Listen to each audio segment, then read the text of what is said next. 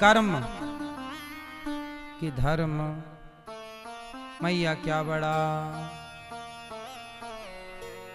कितने लोग कर्म को बड़ा मानते हैं, कर्म को पूजा, कर्म ही बड़ा है, कर्म ही पूजा है। अब कितने लोग धर्म को बड़ा मानते हैं। सुनो, कर्म, कर्म तो कसाई भी करता है। कर्म तो, बोलो, कर्म तो कसाई भी करता है, गाय काटने का कर्म। कर्म तो चोर भी करता है, चोरी करने का कर्म। तो क्या कर्म को बड़ा मान लिया जाए? यदि कर्म को बड़ा माना जाएगा तो कसाई का कर्म भी बड़ा हो जाएगा, चोर का चोरी करने का कर्म भी बड़ा हो जाएगा। इसलिए कर्म तब बड़ा बनता है जब कर्म धर्म से जुड़ कर के रहे। आपके कर्म में यदि धर्म है तो वो कर्म श्रेष्ठ माना जाएगा। यदि आपके कर्म में धर्म नहीं है तो आपका कर्म श्रेष्ठ नहीं माना जाएगा। अब आप बताओ, चोर के कर्म में धर्म है या नहीं? चोर के कर्म में धर्म है कि नहीं? नहीं। चोरी करना धर्म है? इसका मतलब चोर के कर्म में कर्म तो है पर क्या नहीं है?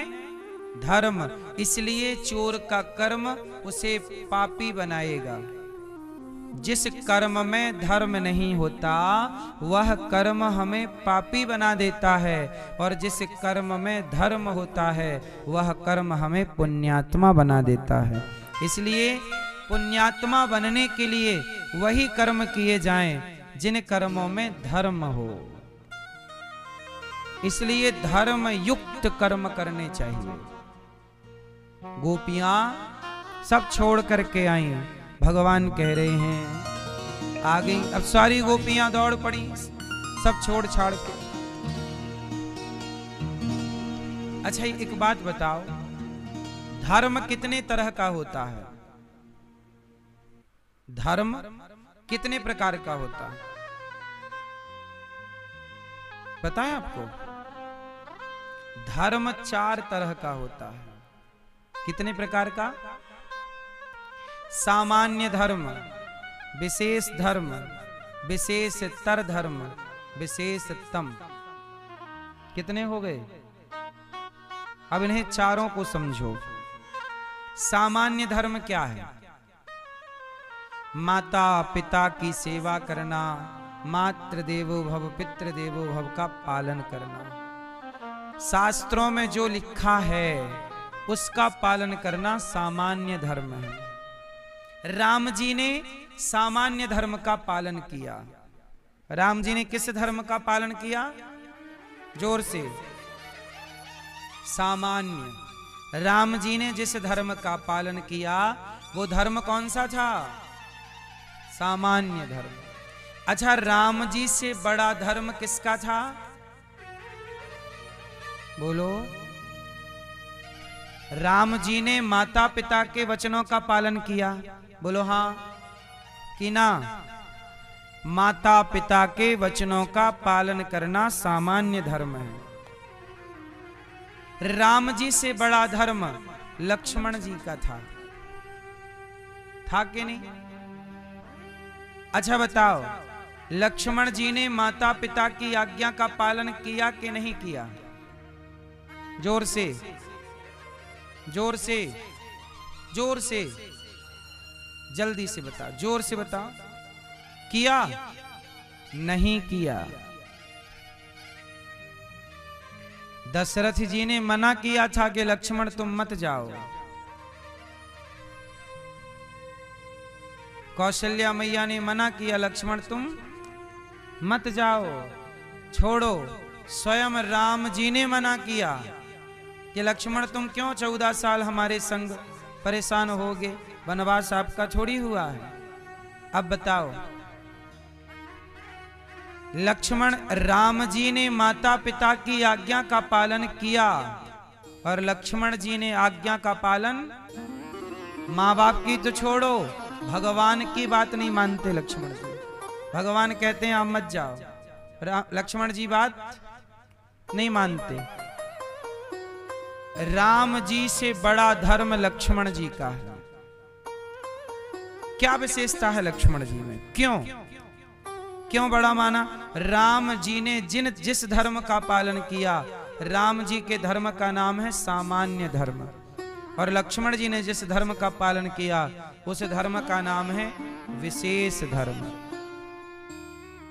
लक्ष्मण जी ने राम जी की बात नहीं मानी। बोलो हाँ। राम जी ने वनवास जाने से रोका कि नहीं? क्यों नहीं माने? इसलिए नहीं माने, लक्ष्मण जी कहते हैं कि प्रभु आप कह रहे हैं कि हम आपसे दूर हो जाएं। यदि भगवान भी कहने लग जाएं कि अनिरुद्धाचार्य हमें भूल जाओ, हमसे दूर हो जाओ, तो भगवान से दूर होने की बात, ये वाली बात हम भगवान की भी नहीं मानेंगे। भगवान भी कहें कि दूर हो जाओ, भूल जाओ, तो आपके कहने से भी हम आपको भूलेंगे नहीं। ये क्या है? ये लक्ष्मण जी का समर्पण है। इसलिए राम जी की भक्ति, राम जी का कर्म है सामान्य धर्म, और लक्ष्मण जी का विशेष धर्म है। विशेष धर्म क्या है? जहां जगत को छोड़ दिया जाए पर जगन्नाथ को ना छोड़ा जाए, परिस्थिति कैसी भी हो पर भगवान को ना छोड़ा जाए, ये विशेषता है। ये क्या है? जोर से, ये विशेष धर्म है। इसलिए साधु संत सब छोड़ देते हैं पर अपने भगवान को नहीं छोड़ते। ये विशेष वाले हैं। अब लक्ष्मण जी से भी बड़ा धर्म किसका था? बोलो। लक्ष्मण जी से भी बड़ा धर्म था श्री भरत जी का। सामान्य धर्म राम, विशेष धर्म लक्ष्मण जी, विशेषतर धर्म भरत जी। भरत जी ने जिस धर्म का पालन किया उस धर्म का नाम है विशेषतर। भरत जी ने किस धर्म का पालन किया? भरत जी ने क्या किया? भरत जी ने भी अपनी माता की बात नहीं मानी। कैकेयी ने कहा राजा बन जाओ, गुरु जी ने कहा राजा बन जाओ, ना तो गुरु की बात, ना तो माँ की बात, ना तो पिता की बात। पिताजी की भी आज्ञा थी कि आप राजा बनिएगा। किसी की बात ना मानकर भरत जी किसकी ओर चले? भगवान की ओर चल पड़े। यदि आपकी बात मान लेता, यदि भरत जी कैकेयी माता की बात मान लेते तो वो राम से दूर हो जाते। गुरु जी की बात मान लेते कि राजा बन जाओ तो राम से दूर हो जाते।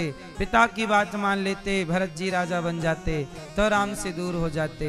भरत जी ने कहा मैं किसी की बात नहीं मानूंगा, मैं राम से दूर नहीं होना चाहता।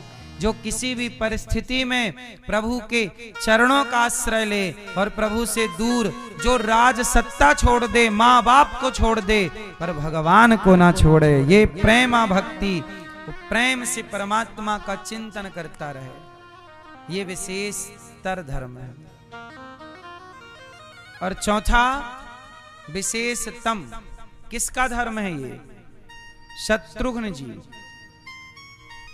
अच्छा बताओ, राम, लक्ष्मण, भरत जी और शत्रुघ्न जी चारों को तराजू में रखा जाता तो बताओ सबसे भारी पलड़ा किसका था?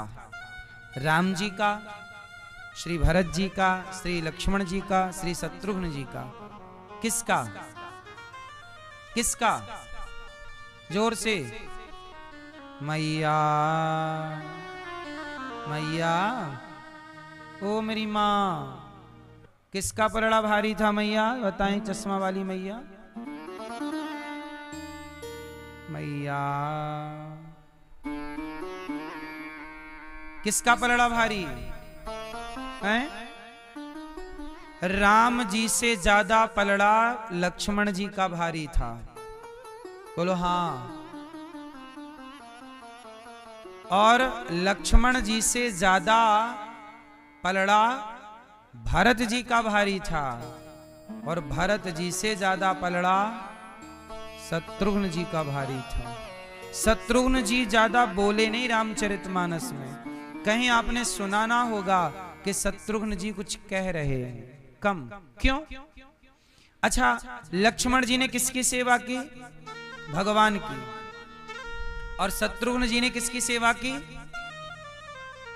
जोर से, जोर से। लक्ष्मण जी ने सेवा की भगवान की, और शत्रुघ्न जी ने सेवा की भक्त की। क्योंकि भरत जी जैसा भक्त कौन होगा? राम की सेवा, भगवान की सेवा लक्ष्मण जी ने की, और भक्त की सेवा शत्रुघ्न जी ने की। इसलिए भगवान कहते हैं कि मेरी सेवा करने वाला इतना बड़ा ना होगा जितना बड़ा मेरे भक्त की सेवा करने वाला होगा।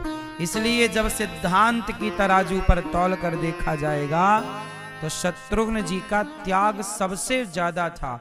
सोचिएगा, राम को तो वनवास हुआ था तो राम गए, लक्ष्मण जी साथ में गए क्योंकि राम लक्ष्मण साथ में रहते थे। भरत जी राम के वियोग में रोते रहे।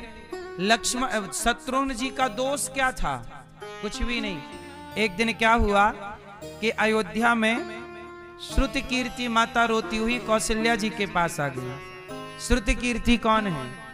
शत्रुघ्न जी की पत्नी। माता श्रुति कीर्ति आई और रोने लगी। कौशल्या मैया बोली, बहू क्यों रो रही हो?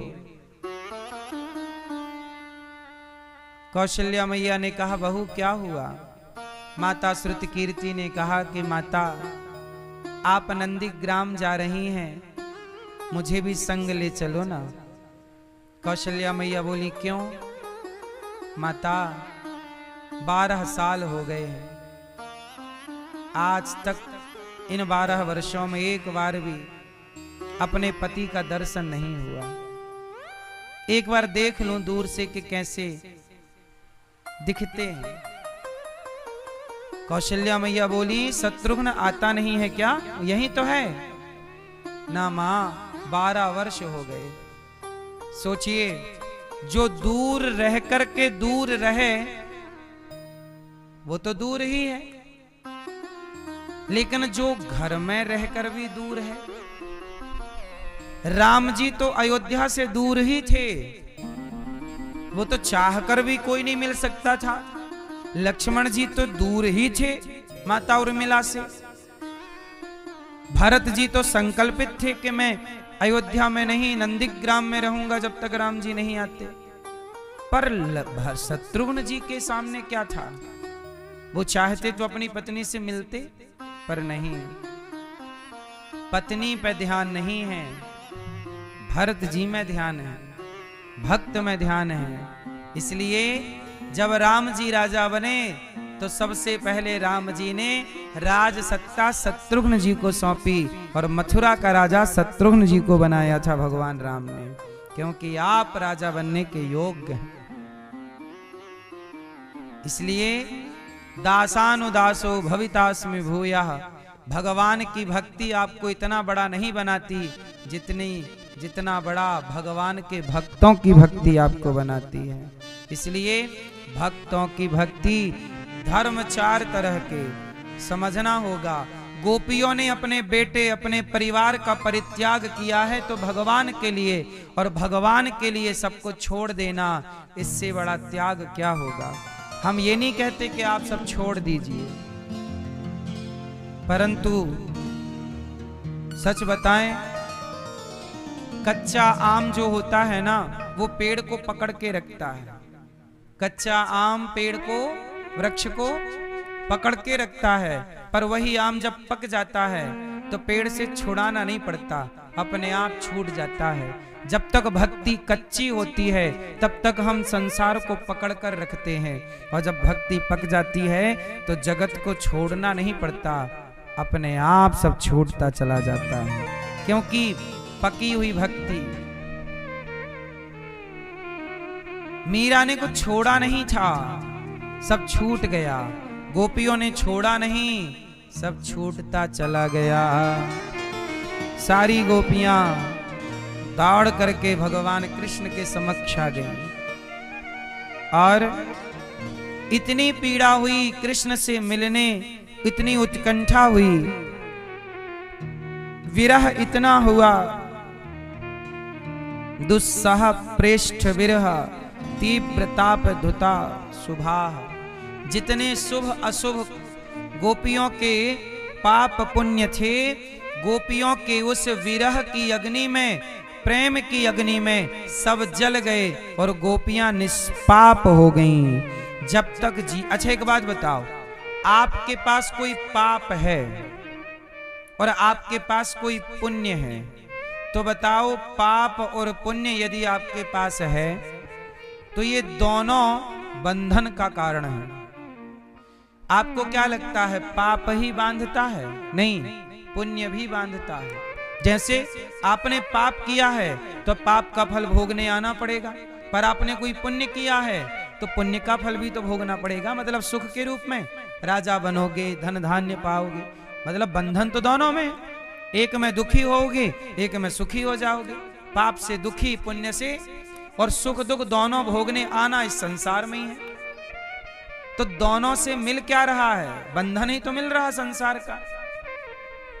तो फिर मोक्ष की प्राप्ति कैसे होगी? तो सुनो, गोपियों का ये प्रसंग यही समझाता है। दुस्सह प्रेष्ठ विरह तीव्र ताप धुता शुभा। जितने भी गोपियों के पाप पुण्य थे, शुभ अशुभ कर्म थे, शुभ अशुभ जितने भी कर्म थे, उस विरह की अग्नि में जलकर सब कुछ नष्ट हो गया। जब आप भगवान की याद में तड़पते हैं, उस आग में, प्रेम और विरह की आग में, भगवत विरह की आग में जलते हैं, तो आपके शुभ अशुभ जितने भी पाप पुण्य सब नष्ट हो जाते हैं। नष्ट क्या, पाप नष्ट हो जाते हैं, और जो पुण्य होते हैं वो आपके पुण्य आपके बच्चों में, आने वाली पीढ़ी में ट्रांसफर हो जाते हैं। यदि आने वाली पीढ़ी नहीं है तो पितरों में ट्रांसफर होकर वो मोक्ष पा लेते हैं, और आप पाप पुण्य से शून्य होकर भगवत प्राप्ति कर लेते हैं। क्योंकि भगवान को पाने के लिए बिल्कुल निष्काम चाहिए ना, कोई पाप पुण्य का कोई लेन देन ना हो, हिसाब किताब जीरो हो, कछु लेना ना देना, मगन रहना। वही है भगवत प्राप्ति की स्थिति। क्या है? जहां व्यक्ति शून्य हो जाए। गोपियों की स्थिति ऐसी है। सारी गोपियां आ गईं, काम धाम छोड़ करके आई, खड़ी हो गईं भगवान के सामने। जैसे ही आई, भगवान ने कहा, स्वागतम वो महाभागा, प्रियम किम करवाणि वः, ब्रजस्यानामयं कच्चिद् ब्रूतागमन कारणम्। स्वागतं वो महाभागा,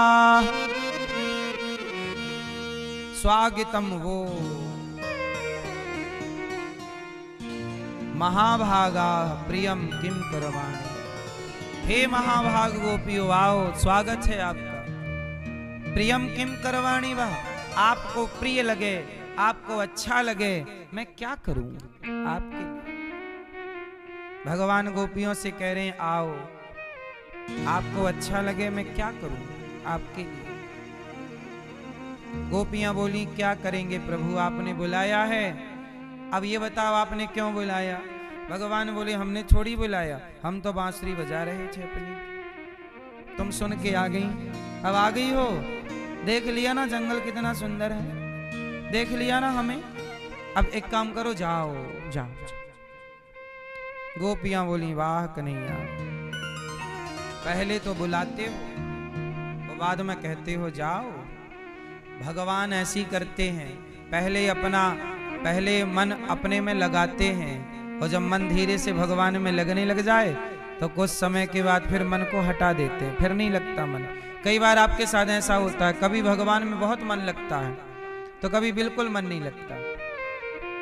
हाँ या ना? क्यों ऐसा? कभी मन लगता है, कभी मन नहीं लगता। क्यों?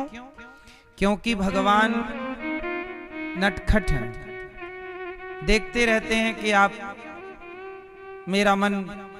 मेरा स्मरण कर रहे हैं, थोड़ा मन लगवाते हैं फिर हटा देते हैं, जाओ विषयों की तरफ मन चला जाता है। देखना चाहते हैं भगवान कि संसार में आपका ज्यादा लग रहा है कि मेरे में ज्यादा। जब संसार अच्छा ना लगे, भगवान के सिवा कुछ अच्छा आपको अच्छा लगता है ना?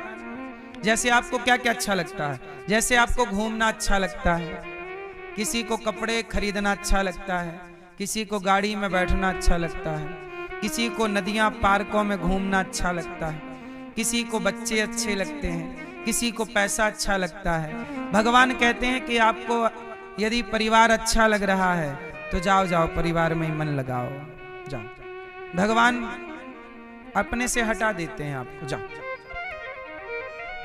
छोटा बच्चा होता है ना, वो खिलौने में खेलने लग जाता है तो माता गोद से उतार देती है उसको, जा खेल।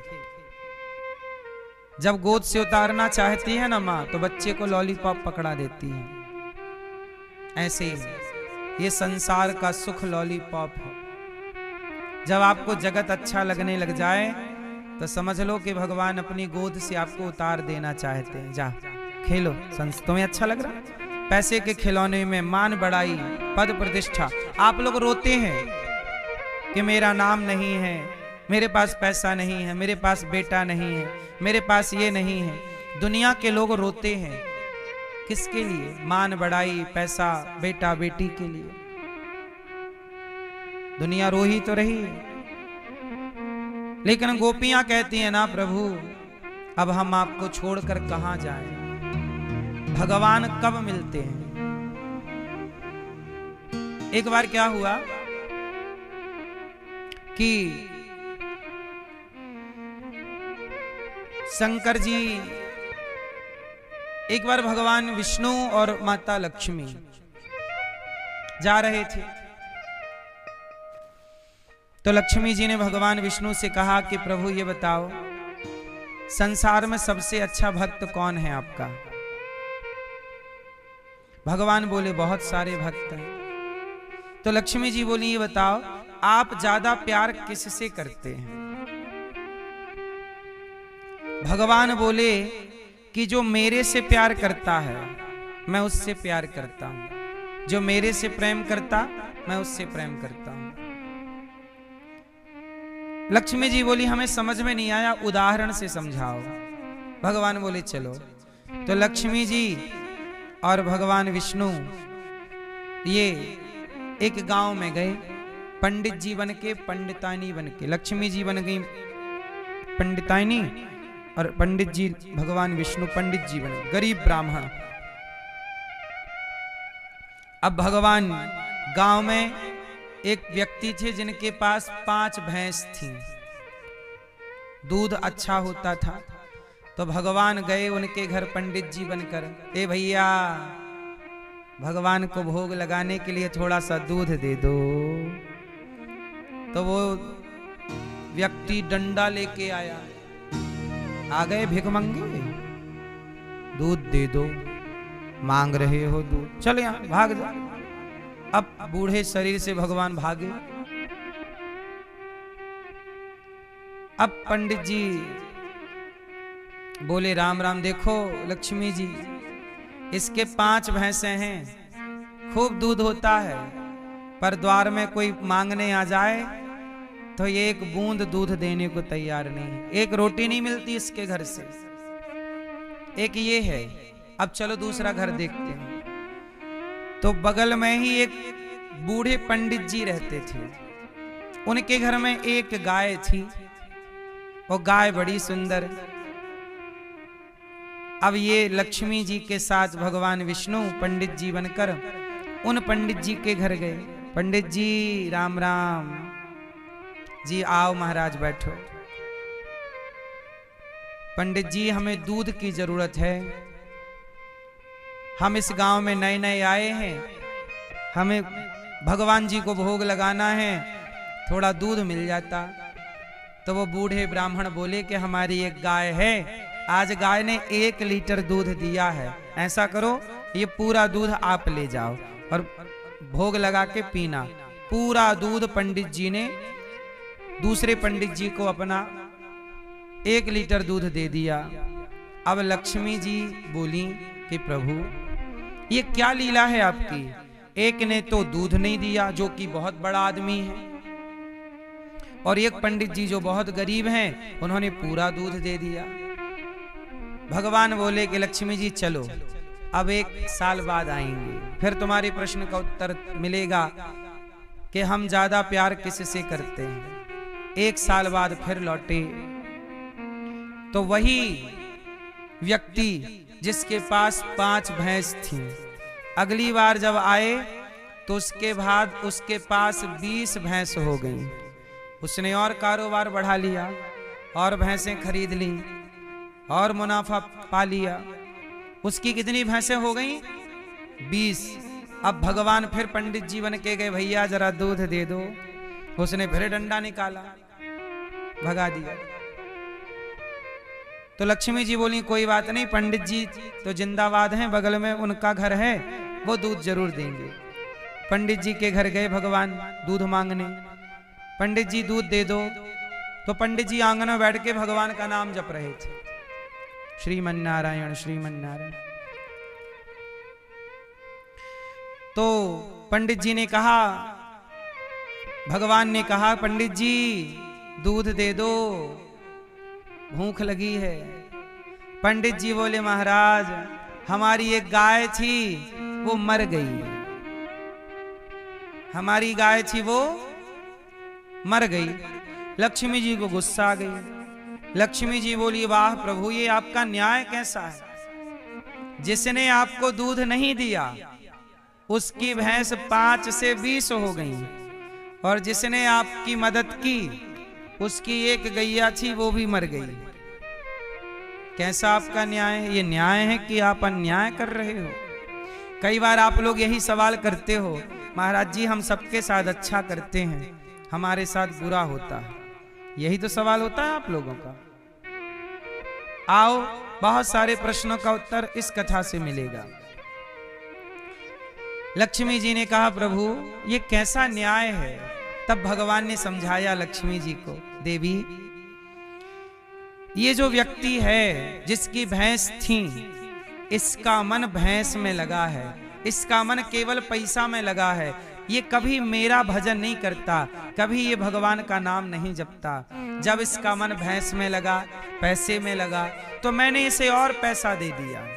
ले तेरा मन पैसे में है ना, और पैसा ले, ताकि तू पैसे में ही उलझा रहे। लेकिन वो पंडित जी है ना, वो दिन भर मेरा नाम जपते थे, लेकिन उनके पास एक गाय थी, तो वो मेरा भजन छोड़ के गाय को चराने जाते, गाय के लिए थोड़ा सा चिंता करते, गाय के लिए थोड़ा सोचते। तो मुझे लगा कि वो मेरे भजन में लगे रहते हैं, पर मेरे भजन में बार बार वो गाय की चिंता भी बनी रहती है। तो मैंने उनकी चिंता ही मिटा दी और गाय को अपने पास बुला लिया। अब उनका भजन अखंड हो रहा है, नित्य हो रहा है। उन्हें पैसे की चाह थी नहीं, उन्हें चाह किसकी थी? ना तो उन्हें गाय की चाह थी, ना पैसे की, उन्हें चाह मेरी थी। तो अब उनकी भक्ति के कारण मैं उन्हें दर्शन देने जा रहा हूं। तो मैं उससे प्यार करता हूं जो मुझसे प्यार करते हैं। यदि आपका प्यार बच्चों से है तो आपके भगवान और मोह दे देंगे बच्चों में। पैसे से प्यार है तो पैसा भगवान दे देंगे। भक्ति में मन है तो भक्ति बढ़ेगी। याद रखिएगा, जिसका चित्त जहां है भगवान उसे वो देते चलते हैं। इसलिए कहता हूं कि संसार का सुख आप पा गए हैं, प्राप्त कर चुके हैं। बेटी का सुख, बेटे का सुख, पत्नी का सुख, पति का सुख, पैसे का सुख, आप लोगों के पास सब कुछ है। अब आप बूढ़े हो चुके हैं, सारा सुख तो दिया विधाता ने, अब भगवान को पालो। गोपियां, भगवान बोले गोपियों जाओ अपने अपने घर। गोपियां बोली ना प्रभु, हम सबको छोड़कर आपके पास आई हैं, आपको छोड़कर कहां जाए। भगवान ने कहा मातेरः पितरः पुत्रा भ्रातरः पतयश्च वः। माता पिता तुम्हारे चिंतित होंगे, जाओ अपने परिवार का ख्याल रखो। दोहसीलो दुर्भगो व्रत